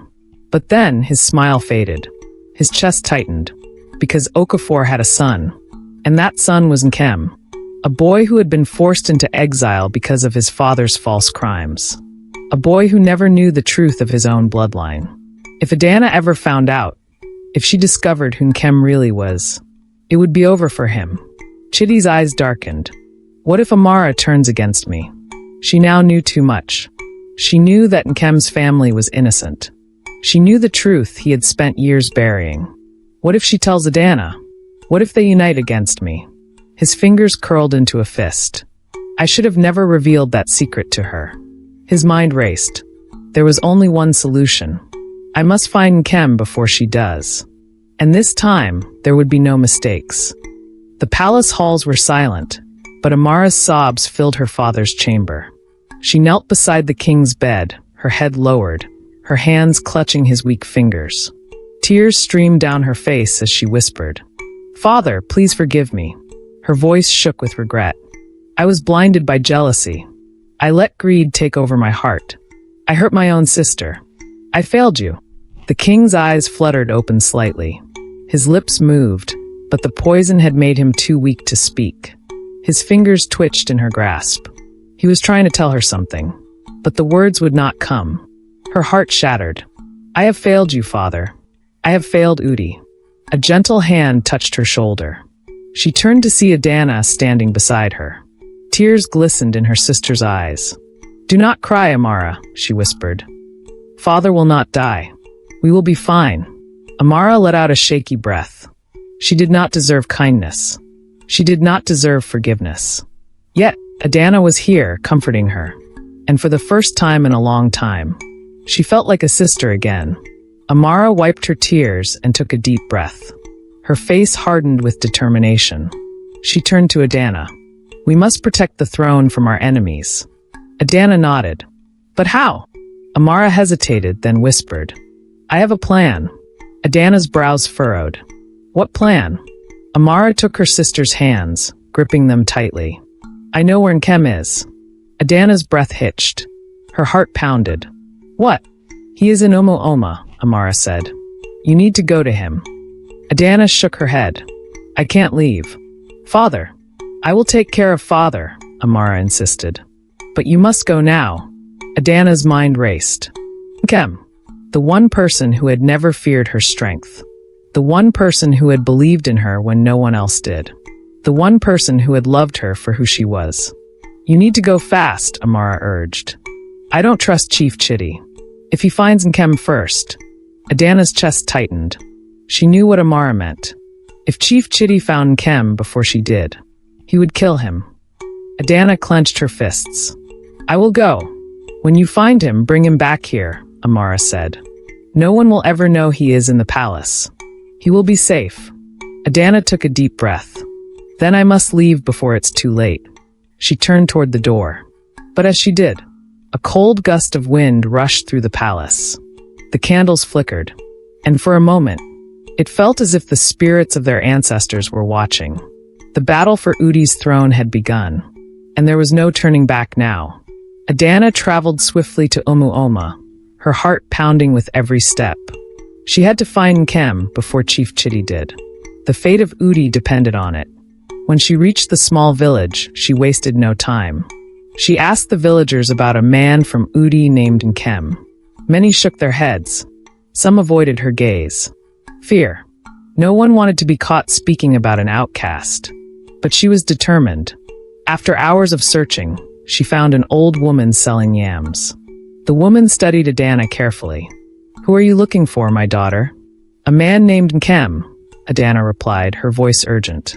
He is from Udi. Please, I must find him. The woman's eyes softened. She pointed towards a small hut at the edge of the village. He lives there. Adanna's heart leaped. She rushed toward the hut, and when she pushed open the door, her breath caught. Nkem sat alone, staring into the fire. His face was calm, but his eyes held sorrow. When he looked up and saw her, everything else disappeared. Adanna, her lips trembled. It's me, Nkem. He stood slowly, as if afraid she was a dream. Then, She rushed into his arms. His strong embrace wrapped around her, holding her like he never wanted to let go. "I thought I would never see you again," he whispered. "I will always find my way back to you," she murmured, resting her forehead against his. For a moment, the world was silent. Just their heartbeats. Their love. Then, "We have to leave," Adanna whispered. Nkem pulled back slightly, confused. "What?" "Your life is in danger. Chief Chitty might be looking for you." Nkem's face darkened. "Who is Chief Chitty? And why is he looking for me?" "That is what I'm trying to figure out," Adanna said firmly. "Come with me. Amara said you'll be safe in the palace." Nkem's eyes widened. "Amara," he said bitterly. "I don't trust her." Adanna cupped his face gently. "She has changed, my love. I will tell you everything when we get to the palace." For a moment, Nkem hesitated. Then, looking into her pleading eyes, he nodded. They left at nightfall, slipping into the darkness unseen. Nkem disguised himself as a woman, wrapping his body in a large cloak and veil. Adanna led the way, her heart pounding at every step. If they were caught, it would be the end. Meanwhile, back in Udi, Chief Chitty was growing impatient. He had sent for his most trusted guards. They knelt before him, awaiting orders. "Find Nkem," he commanded. "Search every village, every border. He must not return to Udi alive." They spread out across the land, watching every traveler that entered or left. But weeks passed, and no one found Nkem. Little did they know, Nkem was already inside the palace. For weeks, Nkem remained hidden, secretly helping Adanna and Amara protect the throne. One night, he sat with Amara and Adanna in a quiet chamber. He turned to Amara. "Tell me what happened to the king," he said seriously. Amara lowered her head, guilt washing over her. "It was my fault," she whispered. Adanna placed a comforting hand on her sister's shoulder. "Go on," Nkem urged gently. Amara took a deep breath. "I gave him a love potion." Nkem's eyes narrowed. "A love potion?" "Yes," Amara confessed. "A witch doctor gave it to me. He said it would make my father love me more than Adanna. But it was a lie. It was poison." Her voice broke, tears spilling down her cheeks. "I never wanted to hurt him. I didn't know." Nkem studied her carefully. Then he held out his hand. "Do you still have it?" Amara nodded quickly. She rushed out of the chamber and returned moments later, holding a small vial. She placed it in Nkem's hands. He examined it closely. Then he smiled. "There is a remedy for this," he said confidently. "It will take time, but the king can be healed." Adanna and Amara stared at him, hope flickering in their eyes. "What do we do?" Adanna asked. Nkem's face grew serious. "I need herbs, but I cannot leave the palace. Chief Chitty's men are everywhere." Adanna's mind raced. Then she had an idea. "I know someone who can help." She called for the most trusted palace healer. The old man bowed before them. "We need your help," Adanna said urgently. "Can you gather the herbs Nkem needs?" The healer nodded without hesitation. "I will do whatever it takes to save the king." And so, the healing began. Each day, Nkem and the healer worked together, preparing the cure. Each night, they gave the king the medicine, praying it would work. But time was running out, and Chief Chitty was getting closer. Chief Chitty paced restlessly inside his chamber, his fingers tapping against his arm. His men had searched everywhere. No trace of Nkem. No sign of his whereabouts. And worse, King Afam was still alive. His patience was wearing thin. "Why is it taking so long?" he muttered under his breath. By now, the king should be dead. His throne should be empty. And Chitty should be sitting on it. Instead, the kingdom remained silent. No announcement of the king's passing. No whispers of a dying ruler. Nothing. Something was wrong. Chitty stood abruptly from his seat. He could not wait any longer. If no one would bring him news, he would get it himself. He grabbed his cloak, fastened his beads of authority, and stormed toward the palace. The guards at the entrance straightened as he approached. Their faces were stern, unreadable. Chitty lifted his chin. "I have come to see the king." The guards exchanged a glance. Then one of them stepped forward. "You cannot enter, Chief Chitty." Chitty's eyebrows shot up. His chest burned with rage. "Do you know who I am?" he snapped. "I am a titled chief of Udi. How dare you deny me access to my own king?" The guards did not flinch. The same guard repeated, "You cannot enter, my lord." Chitty's hands clenched into fists. He wanted to push past them, but he knew better. To fight the palace guards would be an act of treason, and he needed to stay in control. His eyes narrowed. "Fine," he spat, "but I will not forget this insult." With his cloak billowing behind him, he turned and marched away. His anger boiled inside him like a raging fire. He needed answers. He needed to know if the king was truly still alive. So he went to Alawu, the eldest chief of Udi, the most respected among the council. When he arrived, Alawu was sitting outside his hut, carving a piece of wood with a small knife. The elderly chief looked up, his wise eyes studying Chitty carefully. "Chief Chitty," he greeted calmly. "To what do I owe this visit?" Chitty did not bother with formalities. "I went to the palace," he said sharply. "The guards refused to let me see the king." Alawu nodded slowly, his knife continuing its steady movements. "And what do you expect me to do about that?" he asked. Chitty's nostrils flared. "Tell me the truth, Alawu," he demanded. "Are you sure the king is still alive?" Alawu finally set his carving down. He studied Chitty carefully, as if looking into his soul. Then, with a small sigh, he said, "Chief Chitty, you and I both know that when a king dies, the ancient Udi bird will cry all through the night." Chitty's body stiffened. Alawu continued, "It is the sign that the king has joined his ancestors." "But," he paused, "have you heard the bird's cries?" Chitty said nothing, because he hadn't. The night had been silent. No wailing, no cries of mourning, nothing. Which meant King Afam was still alive. Chitty's chest tightened. He had been so sure. He had been waiting for the night to bring news of the king's death. But it never came. Now he knew why. Something had gone terribly wrong. His plan was failing. Amara sat in the quiet chamber, her mind heavy with questions and regrets. Adanna and Nkem sat beside her, their expressions serious. For the first time, they were all on the same side. She turned to Nkem, her voice steady but curious. "Nkem, growing up in exile, did your father ever tell you why your family was banished?" Nkem's face darkened. His fingers tightened into fists, old pain surfacing. "He never spoke much about it," he admitted. "But I remember one thing." Adanna and Amara leaned in. Nkem's voice dropped, his eyes distant. "He told me that his own younger brother framed him." Amara froze. A strange chill ran down her spine. She swallowed hard, her voice barely above a whisper. "What is your father's name?" Nkem looked at her. Then, softly, he said, "Okafor." Silence.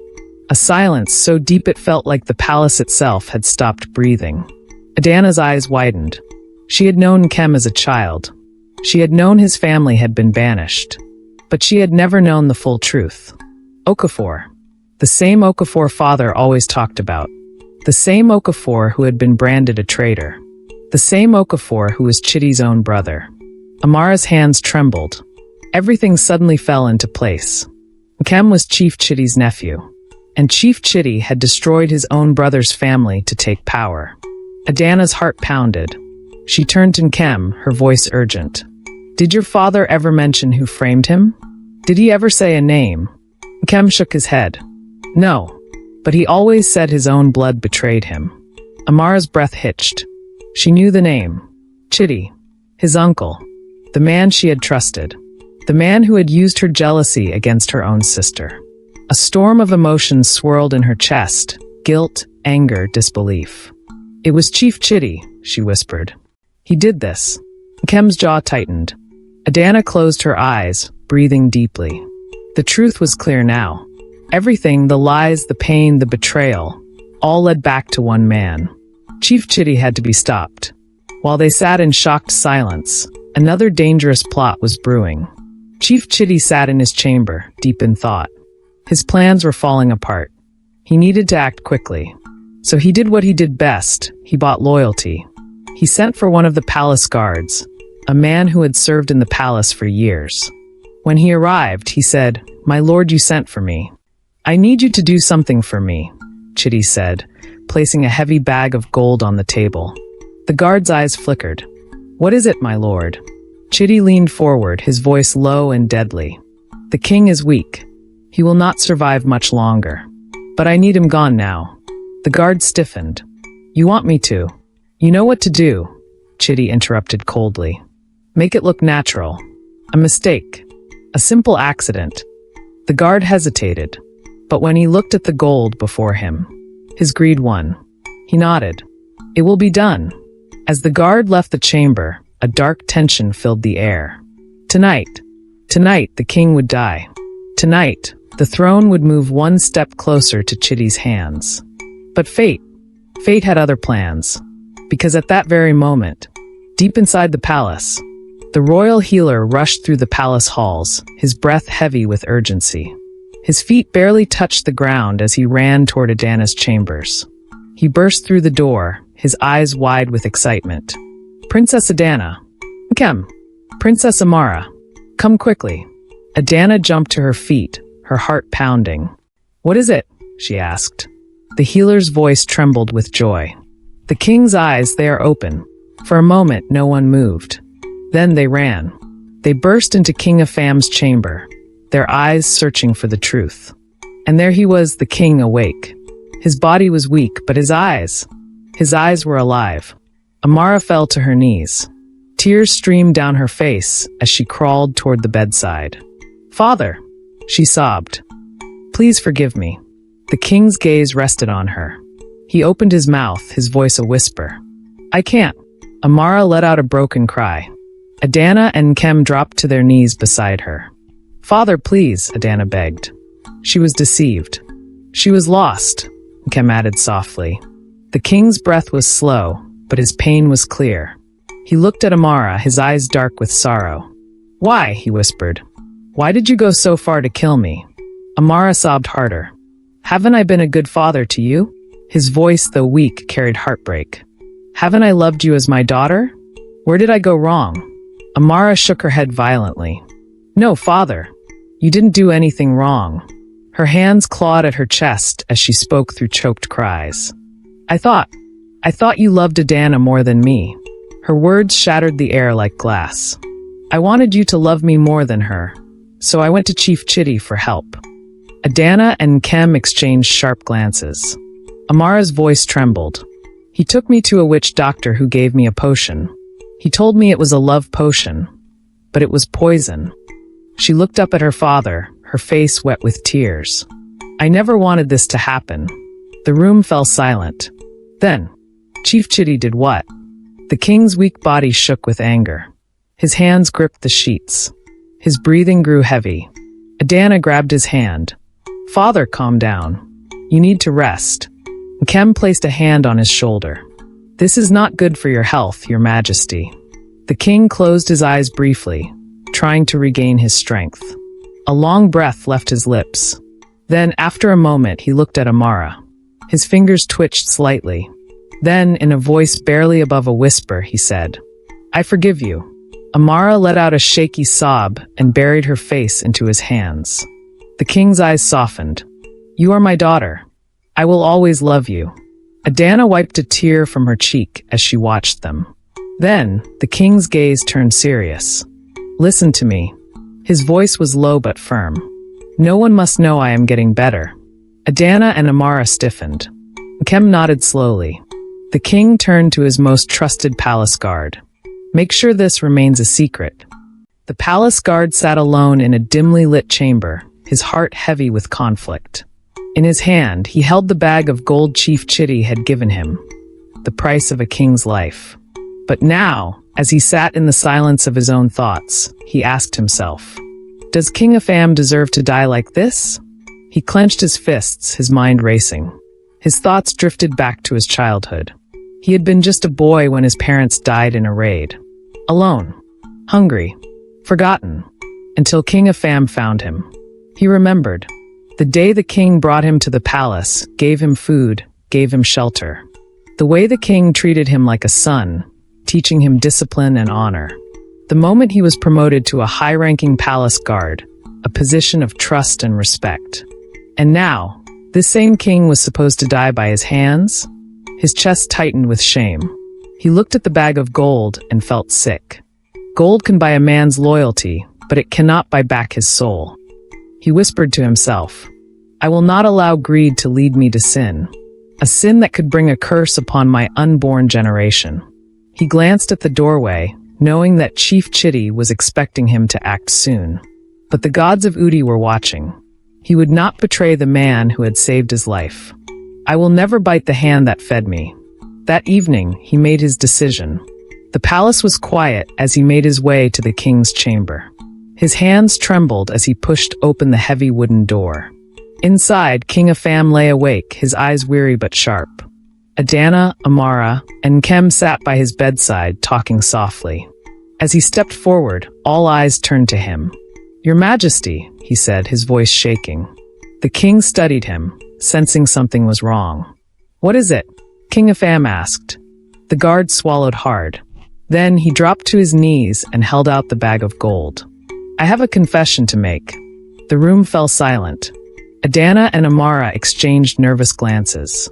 Nkem's eyes darkened. Chief Chitty asked me to kill you, my king, the guard whispered. Gasps filled the room. This gold was the price he paid for me to end your life. King Nkam's eyes widened. I am ashamed, your majesty. I took the gold, but my conscience would not let me commit such an abominable act. Adanna's hand flew to her mouth. Amara's eyes filled with tears. Nkem's jaw clenched in rage. The king sat up slowly, his voice low but firm. Chief Chitty has bitten off more than he can chew. A man who digs a grave for his brother should not be surprised when he falls into it himself. His words echoed in the chamber, filled with disgust and anger. He dared to send an assassin into my palace? His body trembled with fury. After a long pause, the king took a deep breath, calming himself. Then he turned to Adanna. Go to Alawa's house. Tell him something is wrong in the palace, and that I need him immediately. But do not tell him I am getting better. And do not tell him I am the one sending for him. Adanna nodded quickly, understanding the urgency. Yes, father. She turned to leave, her heart pounding. As she stepped into the night, the wind whispered through the trees. The final battle for justice was about to begin, and Chief Chitty was about to face his reckoning. The night air was cold and heavy as Princess Adanna left the palace, her heart pounding against her chest. Two trusted palace guards walked behind her, their eyes scanning the darkness for danger. The journey to Alawa's house felt longer than usual. Every step echoed in the stillness of the night, her thoughts racing. Her father had nearly been murdered.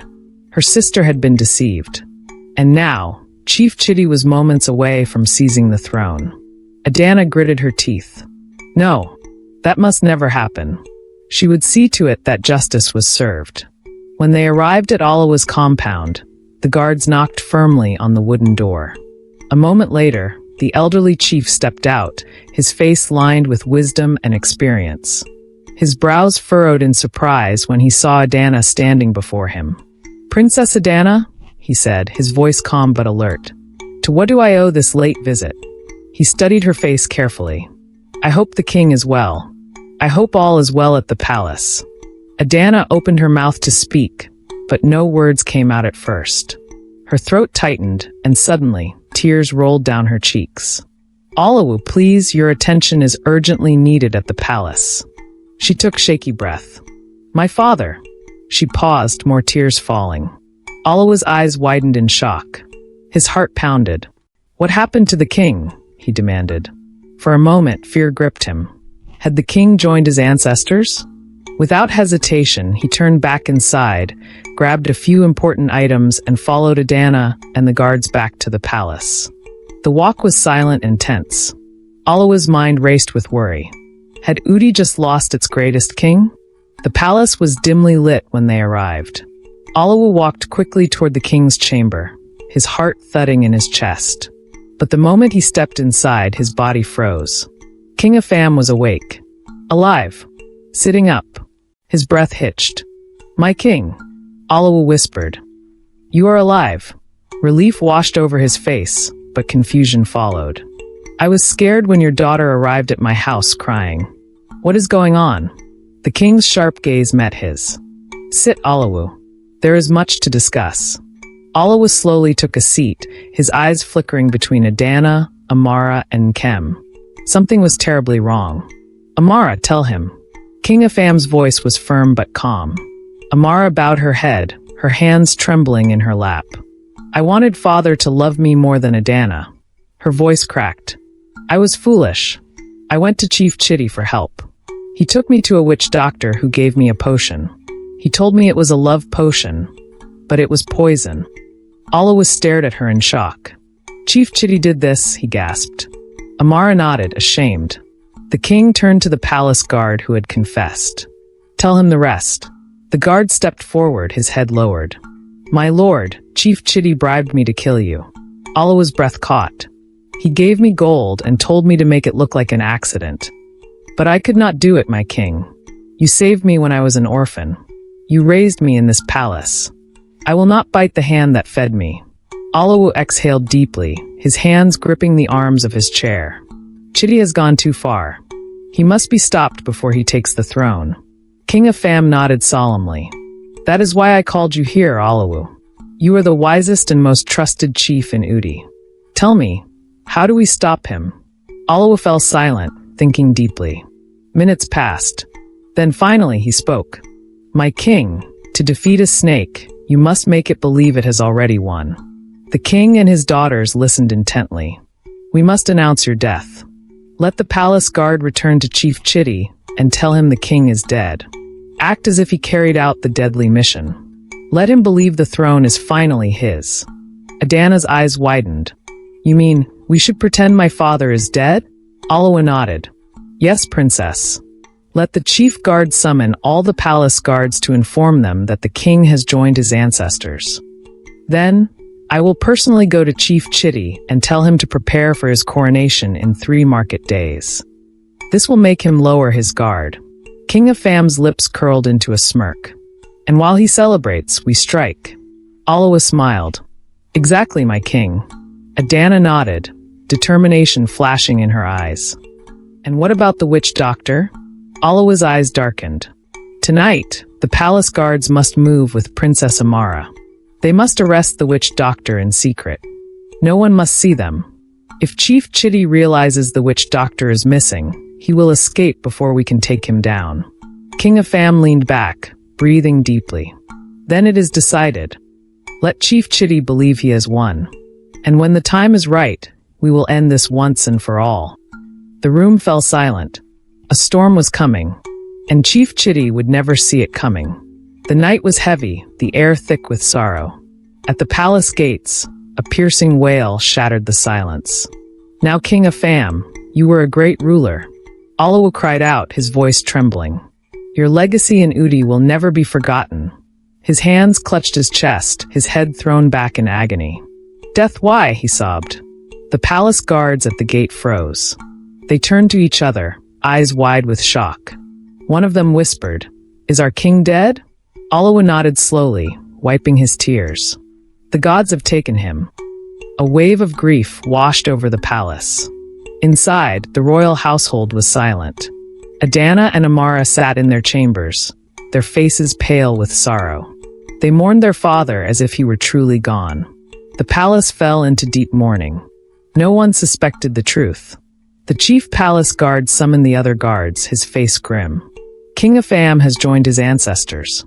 A heavy silence fell over the room. Then cries of grief filled the palace. The guards wailed. The servants whispered prayers. The kingdom had lost its ruler. No one doubted it. The secret was perfect. Even the wind carried the news beyond the palace walls.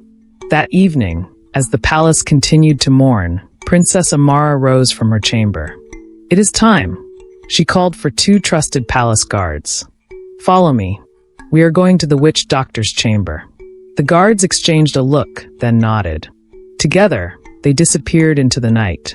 The forest was eerily quiet, the wind whispering through the trees. Their footsteps were muffled by damp leaves, their breathing steady. Every step brought them closer to danger. Every shadow seemed to move. Finally, They arrived at the witch doctor's hut. The witch doctor sat cross-legged on the ground, grinding strange herbs.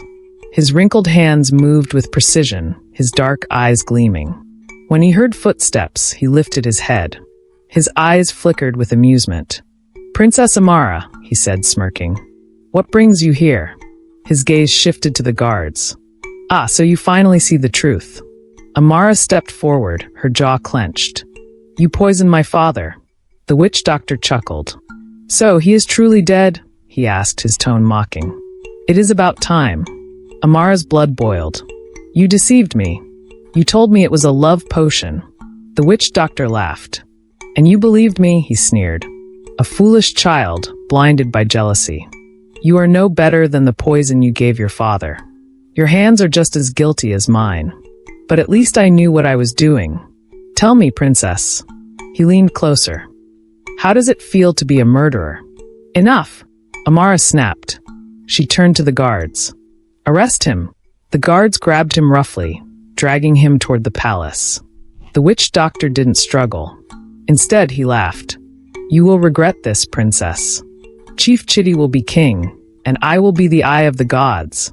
You will all pay for this. Mark my words." Amara ignored him. The gods had already decided his fate. Back in the palace, the bribed palace guard left in the dead of night. His mission?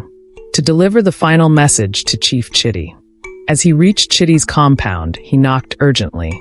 A moment later, the door creaked open. Chief Chitty stood there, his eyes filled with impatience.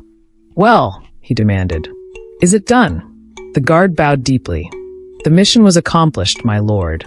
King of Fam has joined his ancestors." For a moment, there was silence. Then, Chief Chitty burst into laughter. "Finally," he cried, throwing his head back. He clapped his hands together, his eyes wild with victory. "It is over. The throne is mine." He spun around, his robe billowing. "Bow before me," he commanded. "For standing before you is King Chitty of the great Udi Kingdom." The guard smiled and bowed, hiding his own amusement. Chief Chitty had no idea that he was walking straight into his own grave. The sun was barely awake, casting long golden shadows over the land of Udi. Chief Chitty sat in his compound, reclining on a cushioned stool, his hands folded across his chest. For the first time in his life, he felt untouchable. The throne of Udi was his. His lips curled into a smirk. "After all these years, I have finally won." His thoughts were interrupted by a voice at the entrance. "My lord, Alawu is here to see you." Chief Chitty's eyebrows lifted. "Alawu?" He straightened his robe and gestured. "Let him in." A moment later, Alawu entered, his face solemn. Chief Chitty stood and spread his arms dramatically. "Alawu, wise elder of Udi, you honor me with your presence." Alawu nodded stiffly, his expression unreadable. "Chief Chitty," he began, "I have come with important news." Chief Chitty's eyes gleamed with excitement. "Is it about my coronation?" Alawu inclined his head. "Yes. You must prepare yourself. In 3 market days, you will be crowned the king of Udi." Chief Chitty's heart pounded with joy. "So it is true?" he asked, a glint of hunger in his eyes. "King of Fam has finally joined his ancestors?" Alawu sighed heavily. "The king is no more." Chief Chitty let out a deep breath, a victorious smirk playing on his lips. "The gods have answered my prayers at last." But then, a thought struck him. His smile faded. His brow furrowed. "Wait," he said slowly. "If the king is truly dead, why haven't I heard the cry of the ancient Udi bird?" Alawu remained silent. "The Udi bird has always been the sign that a ruler has passed," Chief Chitty continued. "And yet the night is silent." His fingers tapped against his knee. "Should we wait for the bird to cry before we proceed with the coronation?" Alawu's voice was steady as he replied. "Chief Chitty, do you wish to delay your moment of power? Or do you want to be king? The people of Udi need a ruler, a strong leader. The time is now. If the Udi bird does not cry, will you refuse the throne?" A test, a trap, a challenge to his greed.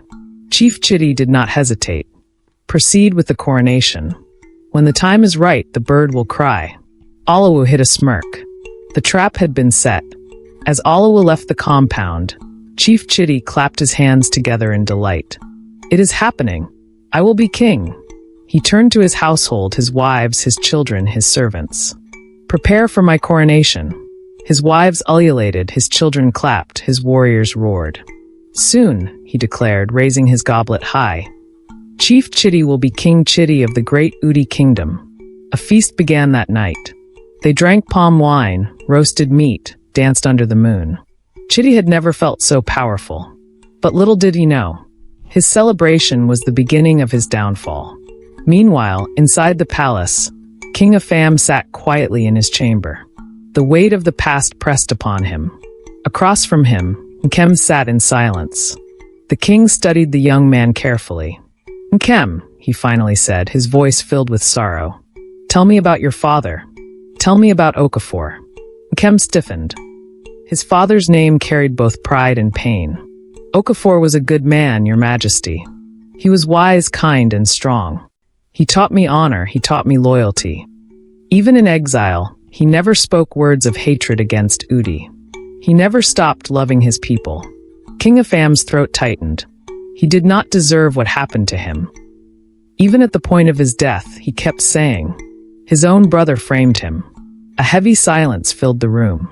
The king closed his eyes, his heart breaking. Tears rolled down his cheeks. "May the gods forgive us. I was young, Nkem. I was confused. I was weak. The elders convinced me to banish my own friend. Okafor was a good man, and I let him die in shame. May the gods forgive Udi for wrongly deciding his fate." Nkem swallowed hard, his fists clenched. The truth had finally come to light. King Afam's eyes rested on Nkem. There was something in the young man's face, a quiet strength, an unshaken loyalty. For the first time in days, the king smiled. "Nkem," he said, his voice steady. "Do you love my daughter?" The question hung in the air, thick and heavy. Adanna's heart pounded. Amara's breath hitched. Nkem's chest rose and fell. Then slowly he lifted his gaze to the king. "With all that I am, your majesty." His voice was low but firm. "I have loved Adanna from the moment I first saw her. I have loved her in silence, from a distance when the world mocked her. I have loved her in the shadows, when she carried burdens no one else could see. I have loved her through rejection, through pain, through loneliness. And I will love her for all my days." Adanna's eyes filled with tears. Nkem turned to her, his expression softening. "My beautiful woman. Obim. My heart. You are my sun in the morning and my moon at night. When the world called you a monster, I saw a queen. When they mocked your strength, I saw your beauty. If I could carve your name into the stars, I would. Adanna, I have walked through exile, through pain, through the unknown. But no matter where I go, my heart always finds its way back to you. I love you, and I will love you until the gods call me home. Without you, there is no me." Tears rolled down Adanna's cheeks. King Afam watched silently, his heart full. He had seen many men in his lifetime, but none had ever looked at his daughter with such raw devotion. The king nodded slowly. "Your father, Okafor, was a good man. A man of honor, a man of wisdom. The throne of Udi should have been his. But the gods do not make mistakes. I believe your love for Adanna is divine. This is destiny. Nkem, you have my blessing. Whenever you are ready to take my daughter as your wife, you will have my blessing." Nkem's eyes widened. Adanna gasped. Amara clapped her hands together in joy. "Father, you mean it?" Adanna whispered. King Afam smiled. "Yes, my child. It is time for Udi to witness a love that cannot be broken. It is time for this kingdom to see a queen who is loved and chosen." Nkem turned to Adanna. His heart raced. This was the moment. He reached for her hands, his fingers warm against her skin. "My wife. My love, my queen, my warrior. Through fire, through storms, through shadows, we have found each other. And now I stand before you, not as an exile, not as an outcast, but as a man who loves you more than life itself. Adanna, will you marry me?" Tears spilled down Adanna's cheeks. Her hands trembled in his. She opened her mouth, but no words came. Then finally she screamed, "Yes! 1,000 times yes!" Nkem pulled her into his arms. Adanna clung to him, sobbing, laughing, holding him like she would never let go. Amara cheered. The king chuckled, wiping his eyes. For the first time in a long time, there was joy in the palace. Meanwhile, Chief Chitty stood tall in his compound, his chest swelling with pride as his household buzzed with excitement. The throne of Udi was his. He had waited for this moment his entire life. He turned to the village town crier, handing him a heavy bag of cowries. "Go to every corner of Udi," he commanded. "Announce my coronation. Let the people know that in 3 market days, I shall be crowned king. Let the drums sound. Let there be celebration." The town crier nodded and hurried off, beating his gong as he called out, "Hear ye! Hear ye! The great Chief Chitty shall be crowned king of Udi in 3 market days. Come and witness the rise of a new ruler." But instead of joy, the village whispered in confusion. "King Nkem is truly dead?" some murmured. "But why hasn't the ancient Udi bird cried?" others asked. Something is not right. The gods do not stay silent when a king dies. But fear of Chief Chitty kept their lips sealed. The day of the coronation arrived. The palace was filled with nobles, elders, and chiefs. Chief Chitty arrived in his royal attire, his face glowing with pride. His wives and children followed behind him, their heads high. The people of Udi gathered, uncertain but obedient. The moment had come. Alawu, the wisest elder of Udi, stepped forward and lifted his staff, signaling silence. "We are gathered here today," Alawu began, "to witness the coronation of a new king. Udi must have a leader. Udi must have a ruler. Today, Chief Chitty shall take the throne and guide this kingdom into a new era." Drummers played. The village dancers moved gracefully. Chief Chitty's heart pounded with excitement. He had won. He had outplayed them all. Or so he thought. Alawu raised his staff again, his voice steady. "Before we proceed, I would like to introduce a special guest." Chief Chitty frowned. "A special guest? Who dares interrupt my coronation?" Before he could say another word, the palace doors swung open. Gasps filled the air. The people froze. The chiefs and elders jumped to their feet. Chief Chitty's smirk faded. King Nkem walked in. Alive. Strong. Standing. Chief Chitty's mouth dropped open. His legs trembled. His hands went cold. "No, this is not possible. He was supposed to be dead. What is the meaning of this?" Chief Chitty roared, his voice cracking with frustration. "Alawu, what trick is this?" The elders remained silent. The people of Udi stood frozen, staring at their king. King Nkem stepped forward. His gaze pierced through Chief Chitty like a spear. "The meaning," the king's voice boomed. "It means that today marks the end of a traitor. It means that your wickedness ends now. It means your time is up. Guards, seize him." The palace guards surged forward. Chief Chitty tried to run, tried to fight, tried to escape, but his fate had already been sealed.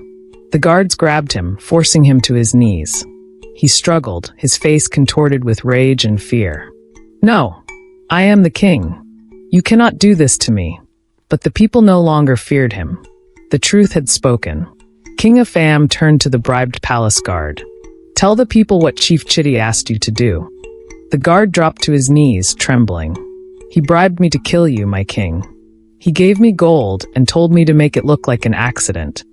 Gasps of horror filled the air. King Nkhem's eyes burned with fury. "Bring the witch doctor." The witch doctor was dragged into the palace. He laughed, mocking, unrepentant. "Ah, Chief Chitty," he sneered. "How does it feel to be betrayed? You thought you were the master planner, but today, you are nothing but a fool." He turned to the people. "Yes, it was Chitty who came to me first. He asked me to poison the king. And when Amara came to him for help, we saw our chance." Chief Chitty collapsed to his knees, shaking his head in disbelief. He had been outplayed. He had been destroyed. "Take them away," King Nkem commanded. "Let them be cast into the evil forest, where they shall never return." The people erupted into cheers. Justice had prevailed. Udi was free from a traitor. King Nkem turned to the people. "Udi, my daughter has found a suitor. In a few days, their marriage rites will be performed. And on that day, Adanna shall be crowned the first queen of Udi. The people cheered. The wedding day arrived. Adanna stood dressed in her finest royal attire. Nkem stood beside her, dressed in his traditional outfit. The king smiled as he pronounced them husband and wife. The people rejoiced. But then, Adanna stepped forward. "Father, I have a request." King Afam looked at her curiously. "What is it, my daughter?" She took Nkem's hand. "I want my husband to be crowned the next king of Udi." Gasps filled the air. "I want to be his wife, his helpmate, his support. I want him to lead while I follow. This is my wish." Alawa stood up, his wise eyes filled with emotion. He nodded. "This is destiny." The people roared in agreement. Nkem knelt before King Afam. The king placed the royal crown upon his head. "Rise, King Nkem of Udi." Tears rolled down Adanna's cheeks. She had fought. She had suffered. And now she had won. And together, King Nkem and Queen Adanna ruled with love, honor, and wisdom. The people of Udi had never seen a reign so great. And the legend of the muscular princess no man wanted to marry became the greatest story ever told.